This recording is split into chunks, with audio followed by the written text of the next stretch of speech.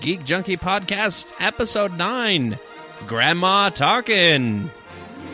It is a time of great joy in the Geek Junkie Empire. The release of Rogue One has the panelists in an uproar. Daring bounty hunter Dallin, cowardly droid Corey, and swarthy Wookiee Scott must band together to bring you the greatest movie review this side of the Kessel Run. We join them deep inside the hive of scum and villainy to discuss this new movie on the Geek Junkie Podcast. Hello, ladies and gentlemen, and welcome back to the Geek Junkie Pod. Speaking droid.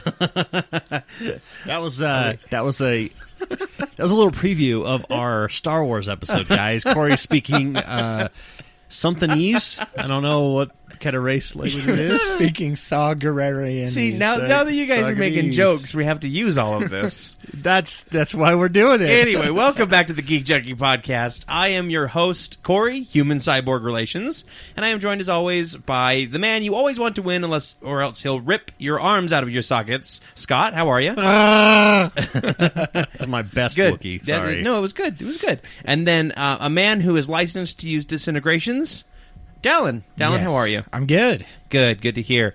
We're off to a great start. As you can tell, this is kind of our Star Wars episode.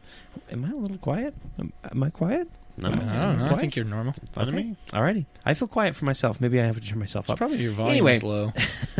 Well, we are coming to you the day after Rogue One released. Yes. The brand new standalone Star Wars, not really standalone, but standalone Star Wars movie. I guess it's standalone. It doesn't feel like it's standalone. It feels like it's part of the trilogies now. It is. I mean, it's a prequel. Mm-hmm. It's a sequel of the prequels. Yeah. It's a sequel to the prequels. Episode That isn't 3.5. quite the sequel to the original trilogy, but yeah. it's still a sequel to the prequel. And we're going to talk all about it today. And just to let you know, we're probably going to get into the stuff that may have happened in the movie. So, big spoiler alert. Dallin, spoiler alert. Hold on, I wasn't ready. Oh, no. Spoiler alert.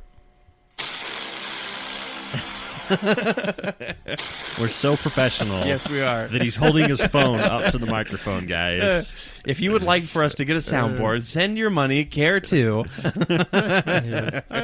But before we talk about a movie review, we should talk about trailer reviews. See what we did there? It's kind of nice. Yeah. Because two big trailers have come out since last time we've talked, and we haven't been able to really discuss them. So I just wanted to quickly run them down, and maybe in a future episode we can talk about them a little bit more, because we do want to get into Rogue One. Let's start with Guardians of the Galaxy Volume 2. Yeah, the that looks first awesome. full trailer. Yeah. Fox on the run, man. Yes, the music is on point. Baby Groot is hilarious.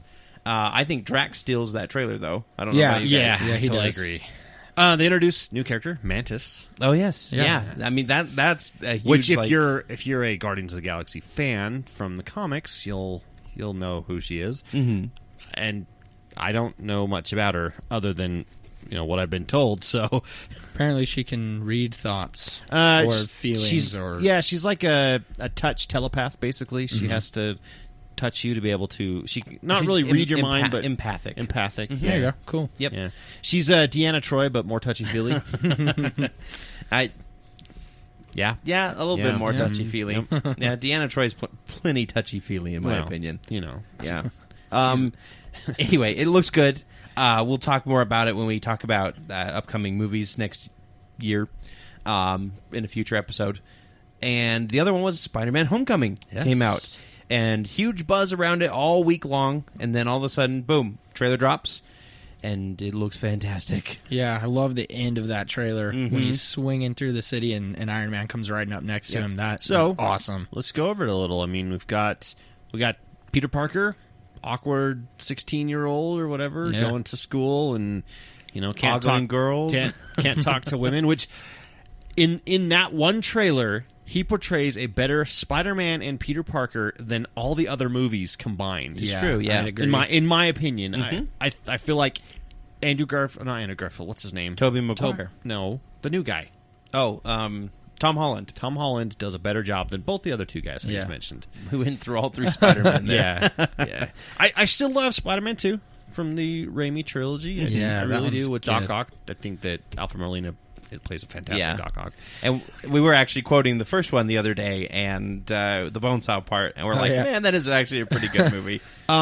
What's awesome about it is showing that. So in the other movies, Spider-Man doesn't really, other than like when he stops the train that one time, and like he webs up a car, but he doesn't actually pick the car up. He just makes the web and the car lands in it, type of thing.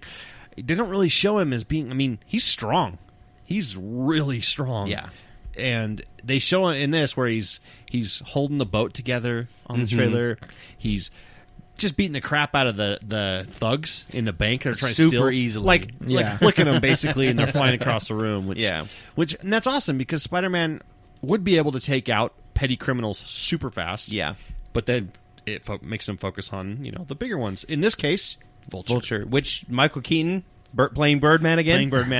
Birdman! So Birdman was a hero. It's true. So. Yeah, that's true. That's my favorite part of the trailer, by the way, is when you see the Vulture for the first time. Or I'll kill you. And he like everyone swings you down, know. and his talons come out, and you see those cool like jet things come on the back, and you're like, he's a little technological. And then you see his face, and they, instead of just making it his face, they gave him a cool mechanical mask, which...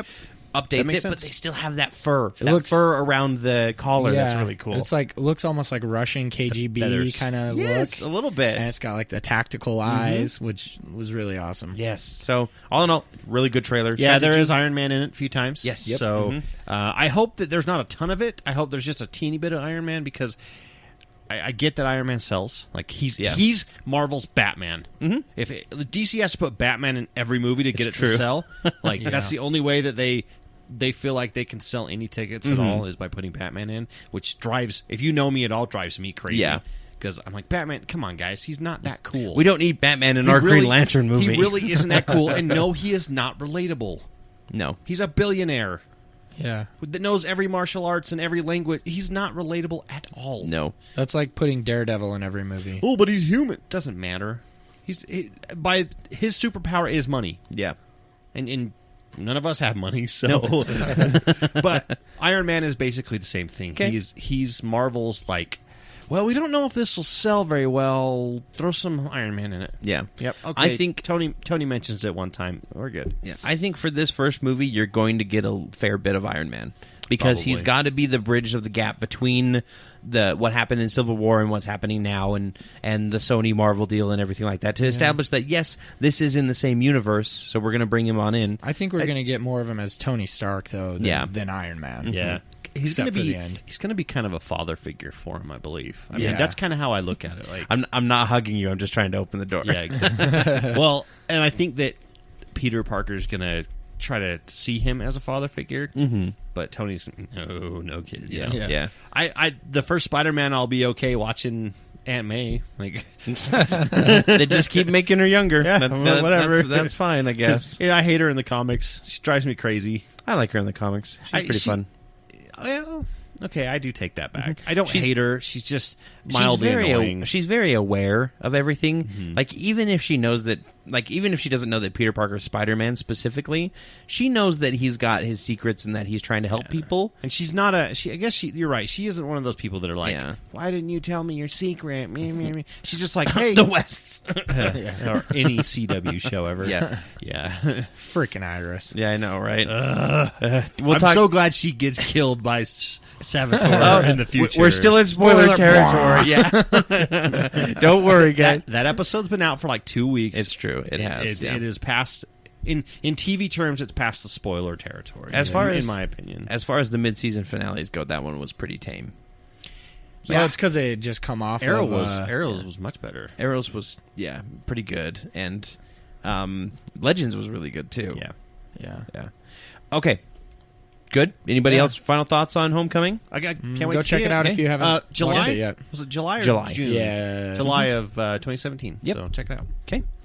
All right, and then we'll talk about some more stuff coming out in a later episode. But for now, let's go to a galaxy far, far away, a slightly longer time ago. Just barely, like days. Yep, days long, literally hours days even.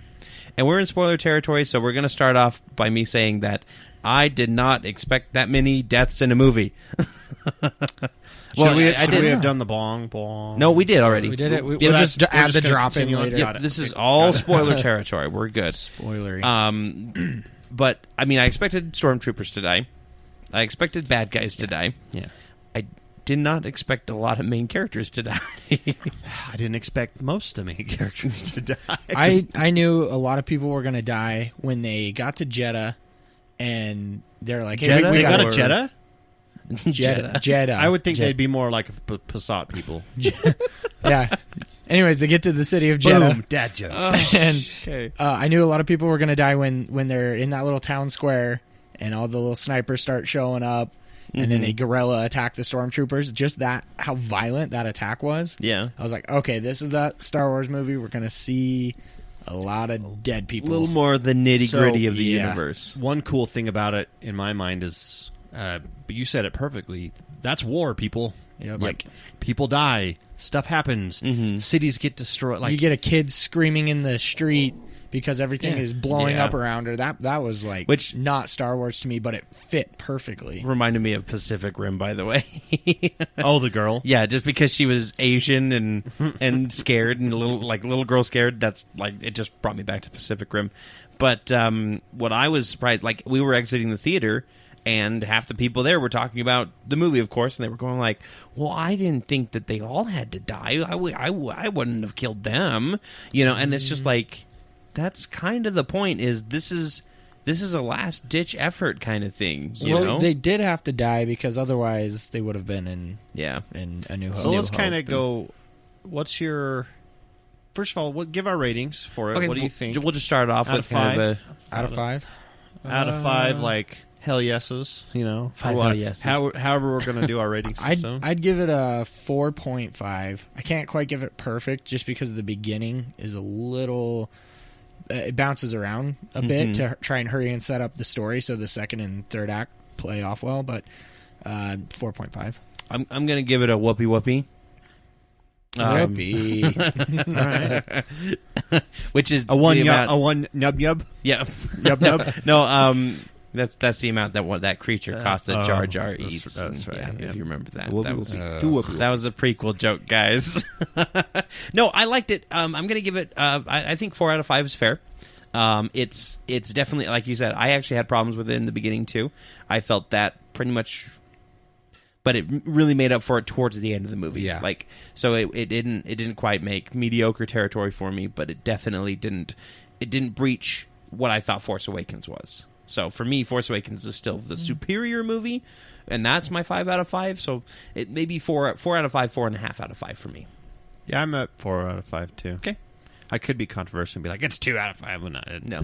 But you're right. The beginning is a little bit slow, but I see why they did it. It's to kind of like set up a quick backstory, a quick, how these characters got to where they were, that kind of thing. But I think it really started picking up earlier than you were saying. Yes. About the time they get to Jeddah. Yeah. The planet Jeddah. That's and as soon as they get there, like, the movie, for me, I'm good.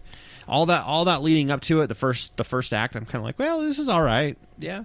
But you can tell it's leading somewhere because there's say going Edu. here, going here, going here. When they go to Edu, for afterwards, me, I think at that point, when she's climbing that ladder that is improbably high and everything. But once they get to the Edu, that's when I'm like, okay, yeah, this is getting really good. Yeah, I saw it again earlier today, and seeing it a second time, it wasn't quite as jarring of the beginning to me. It didn't feel like it was jumping around because I knew what they were going for the second time around, so I liked it better. And I agree. I think Jeddah is when it actually picks up. So that's maybe it, Corey. I've seen it twice. Dallon's seen it twice. You need to see it twice. In order I'd be okay with that. Yeah, because I say 4 out of 5, and you might think, oh, he's just not liking it as much. But I really enjoyed this movie. It's a little jarring at the beginning, like you said. I think it's because we don't have the crawl that we're used to, and the John Williams theme, but. It has a really impressive opening though. Yeah, when it gets to the when it shows Rogue One up there and it starts playing that music, I actually leaned over to Scott and I said, "It sounds like they don't have the copyright for the original Star Wars soundtrack, so they just tried to make something close to it." Yeah. My favorite character, K2SO. K2SO. Yeah. The droid. I think mine's Chirrut Inway. The Donnie Yen character, the blind Force Man. sensitive. Yep. Ip Man. Yeah, I liked him quite a bit. I